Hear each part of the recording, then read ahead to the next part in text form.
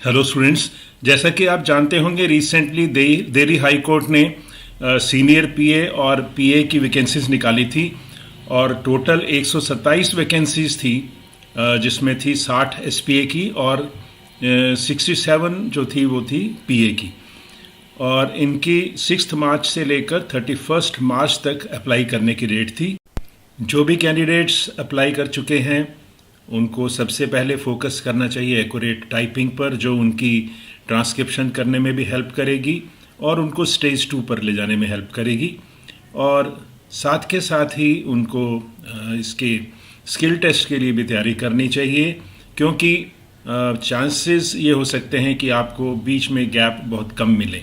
हो सकता है सेम डेट में हो, लेकिन कुछ कहा नहीं जा सकता। लेकिन अगर अलग भी हुआ तो ज़्यादा टाइम नहीं मिलेगा, ज़्यादा गैप नहीं मिलेगा। इसलिए स्टेनोग्राफी की तैयारी करना अभी से बहुत ज़रूरी है।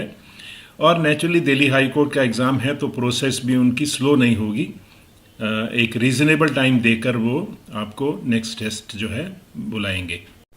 आप लोगों के लिए ये ज़रूरी है कि लीगल पैसेजेस भी करिए और जनरल पैसेजेस भी करिए। मेरे चैनल से, किसी भी चैनल से कर सकते हैं आप। जनरल पैसेजेस भी बहुत हैं डिफरेंट मैगजीन से, और लीगल पैसेजेस पहले भी हैं और ये मैं और भी दे रहा हूँ।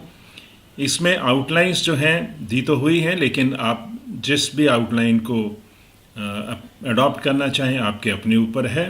जो आपको कन्वीनियंट हो, जो आपको एक्यूरेसी की तरफ ले जाए, उसी को करिए। नई तब करिए अगर आपको समझ आ सके, आप उसको प्रॉपरली अडॉप्ट करके यूज़ कर सके। मेरी अगर माने तो डेली डिक्टेशन करिए, कोई सी भी करें, लेकिन उसको आप ट्रांसक्राइब ज़रूर करें, और वो भी कंप्यूटर पे ट्रांसक्राइब करें। और प्रेफरेबली आप उसका प्रिंट लें और ख़ुद चेक करें, ताकि आपको मिस्टेक्स रियलाइज़ हों। कि दिल्ली हाई कोर्ट का जो एग्ज़ाम है इसमें फोकस एक्यूरेसी पर होता है। आपने देखा है उनकी क्या रिक्वायरमेंट्स हैं। एक एक मिस्टेक जो है अगर हम करते हैं तो हमें पीछे की ओर ले जाती है। तो आपको केयरफुली करना है, नंबर पर नहीं जाना कि मैंने ज़्यादा करने हैं पैसेजेस, वो आपको हेल्प नहीं करेंगे। आप जितना सॉलिड और जितना डिटेल्ड में किसी चीज़ को कर पाएँ वो आपके लिए बेनिफिशियल होगा। जहाँ आप समझें कि आपको मीनिंग देखना है तो मीनिंग ज़रूर देखिए, क्योंकि जब हम मीनिंग देखते हैं तो वर्ड हमारे लिए आसान हो जाता है, और उसको टेक्स्ट से जब रिलेट करते हैं तो और भी आसान हो जाता है। तो ये करने से आप अपने आप को डेवलप करते हैं और अपने आप को और कॉम्पिटेंसी में बढ़ाते हैं। तो अब मैं डिक्टेशन शुरू करता हूं। Please get ready for dictation of a legal passage. 5 seconds. Start. The doctrine called promissory estoppels, equitable estoppels, quasi estoppels, and new estoppels is a principle evolved by equity to avoid injustice, where a promise is made by a person knowing that it would be acted on, and it is person to whom it is made, and in fact it is so acted on, and it is inequitable to allow the party making the promise to go back upon it. Though commonly named promissory estoppel, it is neither in the realm of contract nor in the realm of estoppel. The basis of the doctrine is the interposition of equity, which has always, true to its form, stepped in to mitigate the rigors of strict law.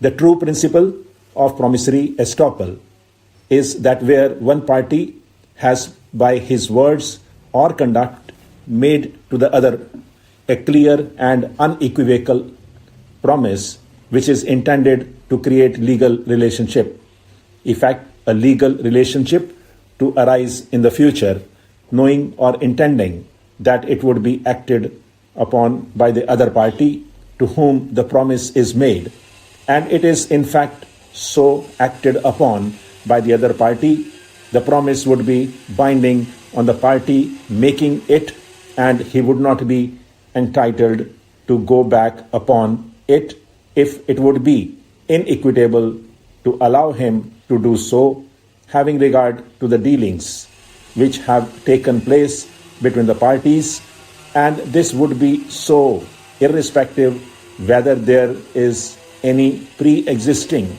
relationship between the parties or not. Equity will, in a given case where justice and fairness demand, prevent a person from insisting on strict legal rights even where they arise not under any contract but on his own title, deeds, or under statute. To the applicability of the doctrine of promissory estoppel, it is not necessary that there should be some contractual relationship between the parties, nor can any such limitation, namely that the doctrine of promissory estoppel is limited in its operation to cases where the parties are already contractually bound and one of the parties induces the other to believe that the strict rights under the contract would not be enforced by justifiably introduced to curtail the width and amplitude of the doctrine. The parties need not be in any kind of legal relationship before the transaction from which the promissory estoppel take its origin. The doctrine would apply even where there is no pre-existing legal relationship between the parties, but the promise is intended to create legal relations or affect a legal relationship which will arise in future. The doctrine of promissory estoppel cannot be inhibited by the same limitation estoppel in the strict sense of the term. Stop.